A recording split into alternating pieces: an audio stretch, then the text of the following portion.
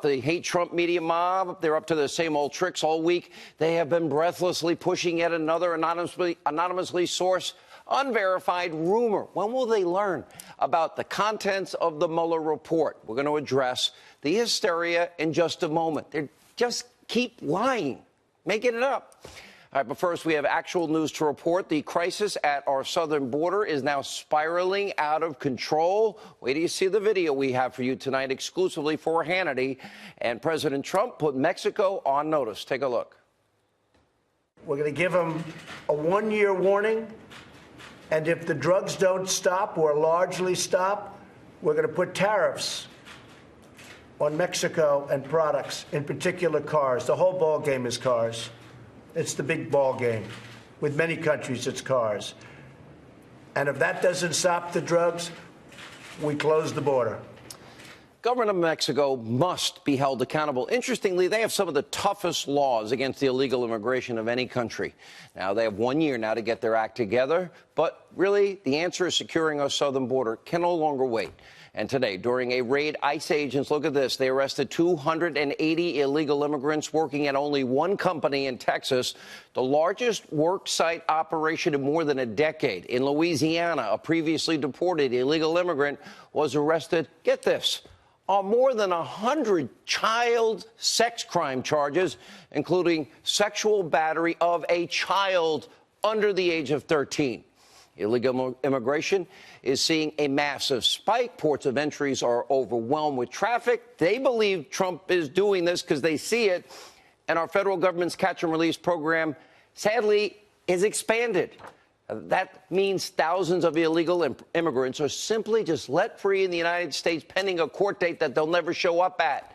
And guess what? They failed to show up to court, 95% of the time. And as we speak, people from all over the world are literally walking into the United States because we have unprotected areas of our border. Last night, during a ride-along with Border Patrol officers in Texas, our very own Lawrence Jones witnessed two men from China walking across the shallow Rio Grande before being apprehended. We're going to have the full footage of that coming up. And you're not going to believe what Lawrence also witnessed in the exclusive video we have. First, we turn to our Hannity Watch, though, on the radical 2020 Democratic Socialists. Three more women now accuse creepy, crazy Uncle Joe Biden of making them feel uncomfortable. This is now a grand total of 7. And President Trump is, openly mocking creepy Uncle Joe on Twitter. Earlier today, the president posted this video showing the former vice president getting, the Biden treatment. 4 hours later, Biden responded, quote, "I see that you are on the job and presidential as always." Okay, Joe, you're going to have a tough time against this president. Trust me, if that's your answer. But the point is, creepy, crazy Uncle Joe is really going to, show Donald Trump how to be president? Is that how? I mean, nothing says presidential like invading somebody's space, smelling their hair, rubbing noses, locking lips, and unsolicited back rubs. But, by the way, where is Obama? He hasn't said a word yet, sticking up for his favorite creepy Uncle Joe. Now, if Biden does want to officially throw his hat into the ring, he's soon really going to need to rub shoulders with the Democratic Party's chief kingmaker. That, of course, would be the Reverend Al Sharpton. U.S. News will report calling it the Al Sharpton primary. Now, this week, 12 Democratic candidates, 12 of them, are speaking at Sharpton's National Action Network convention. But the ring kissing doesn't stop there. Now, Reverend Sharpton said, well, Sean Hannity's been there. Yeah, I went there to debate him and confront him with his own words. By the way, that was so popular that there were literally hundreds and thousands of people outside knocking on the door. Let us in. The room was packed. And Bozo O'Rourke reportedly personally promising Sharpton to pursue reparations as president. You might remember Senator Kamala Harris dining with Al Sharpton in an infamous Harlem restaurant just before she kicked off her campaign. And according to the Los Angeles Times, New York Senator Kirsten Gillibrand never forgets to call Sharpton on his birthday. Remember, we're talking about the Reverend Al Sharpton. Again, he's at tinfoil hat conspiracy TV, MSNBC.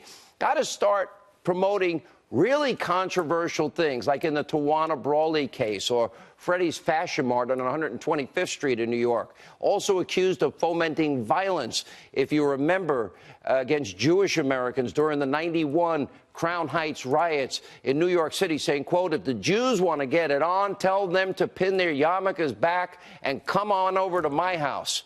Pretty disgusting, pretty hate-filled, and this is not the language, well, frankly, nothing for Reverend Sharpton, the person whose ring they're kissing. Take a look.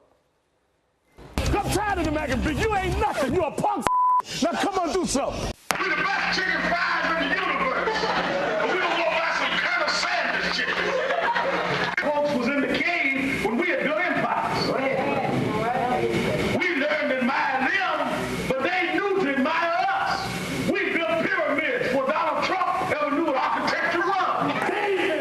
Yes. You want to be the only on television. The only in the newspaper. The only can talk. Well, that will be the 2020 kingmaker of the Democratic Party. That is the man that virtually every single candidate is now bowing down to. This is really a radical, extreme Democratic Socialist Party. Speaking of which, their fearless leader on Capitol Hill, freshman Congresswoman Alexandria Ocasio-Cortez, once again predicting the end of days. This time, she did it while treating her fans to a lengthy Instagram live session where she gulped down wine and was assembling furniture from, I guess, IKEA, and for, I guess, a brand new luxury apartment in D.C. This goes off the rails. Take a look. How many years until the world ends again? We have 12 years left to cut emissions by at least 50%, if not more. And for everyone who wants to make a joke about that, you may laugh, but your grandkids will not. The apocalypse is imminent. The world ends in 12 years. Congresswoman Ocasio-Cortez assembling furniture. But don't worry, America, you are in great hands. No oil, no gas, no combustion engine, no planes, no cows. We're going to show you all of the worst moments from that ranting mini monologue of the Congresswoman. Honestly, it would be kind of hilarious, except for the fact that Ocasio-Cortez is calling the shots. She is the leader of the Democratic Party. Nancy Pelosi is scared to death, as I've been saying, of Ocasio-Cortez. And meanwhile, the extension of the Democratic Party, yes, the mainstream media mob, the rage Trump media mob, they are up to their same old shameful behavior.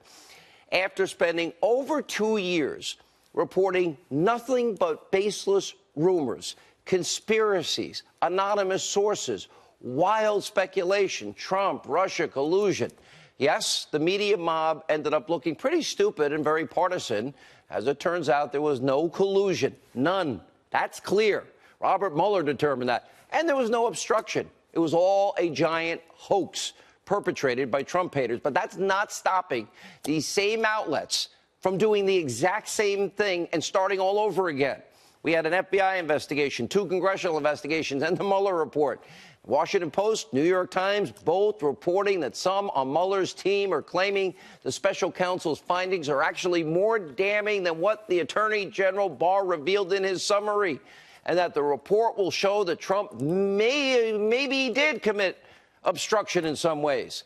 Once again, reports are based on hearsay from anonymous sources, or maybe it was Jeannie Ray, who Mueller hired, Clinton's old attorney, or Andrew Weissman, who was waiting at Hillary Clinton's victory party. New York Times conspiracy theorist Paul Krugman tweeting that the reports, quote, must be presumed true. Really? Until proven false. From the same New York Times that got everything wrong up to this point? Now, until you realize that Mueller did not charge the president with anything, nothing. And the investigation, after Barr and Rod Rosenstein weighed in on obstruction pretty much within seconds, it's over, whether they like it or not. Let's just buy into their fantasy, though, for a second. Let's pretend the Times and the Washington Post, let's say their stories are true. Let's say they got a leak from someone on the Democratic Mueller team. All right, they wanted to get this information out. And an FBI investigation must be launched immediately, because that is a serious illegal leak in and of itself. Of course, the Attorney General, Barr, has promised to release the full Mueller report in a few weeks after redacting as recommended, by even the cowardly Schiff himself and Democrats. They were so angry they thought that sources and methods were revealed by Republicans, but they don't care about this in this case. Well, and they didn't want the Starr report out either, about 17 current Democrats. We'll soon know what's in that report. But it doesn't matter. There's no indictment. The media, the Democrats, they just wait and analyze Mueller's findings. We'll see what the documents say. But no, sore losers on the left, the ones that could never accept Donald Trump won. They're trying to keep hope alive and speculation with rumors, with hearsay, anonymous sources, just like they've been doing for 2+ years. Dozens and stories about Russia-Trump collusion. Stories about Don Jr., Michael Cohen visiting Prague. I knew Michael Cohen was in Los Angeles at the time. To fake reports about the mooch, Anthony Scaramucci, to the president himself. Fake news after fake news. Journalism in America is dead and buried. And you know something? For 2 years on this program, we have built a real investigative reporting team. We have been proven right. There's not a single newsroom in America that has been more right than the team we have assembled right here on this show. And I am really proud of that fact. And here's more news. We will be proven even more right in the days, weeks, months ahead as we now see the FISA warrants, the Gang of Eight material, as we begin to dig deep into the 302s. In other words, the information that has been sitting there that will be coming out. For example, FISA abuse, committing fraud on a FISA court, rigging an investigation into a preferred presidential candidate. If all these people in the news, if they really care about obstruction, really, they really think that that is an important issue, how come that none of them has ever talked about the fact that James Comey's lead counsel, the head counsel of the FBI, James Baker, wanted to indict Hillary because he believes she violated the Espionage Act? That would be a crime. And also that Hillary literally and her team deleted 30,000 subpoenaed emails, acid washed her hard drive with bleach bit, had an aide beat up her Blackberries and phones with hammers and remove the SIM cards. That's the biggest slam dunk obstruction case I've ever heard of. Does the media that is back to their tinfoil hat conspiracies, do they ever report this? Do they really care about obstruction? Or is it sort of like they only care about beating up Trump? Like, for example, they want to beat up Justice Kavanaugh and they want to beat up any Republican, any accusation against any Republican. Why are the I believe people so quiet as it relates to the lieutenant governor of the Commonwealth of Virginia? Oh, they only care if it's a Republican that's involved. I got it. If they care about Dreamers, DACA, and the second term of Barack Obama, they actually care about building a wall and they're willing to fund it. They don't really care about Dreamers, DACA, or building the wall because Donald Trump supports it. Their rage for Trump goes that deep. That's how hypocritical they are.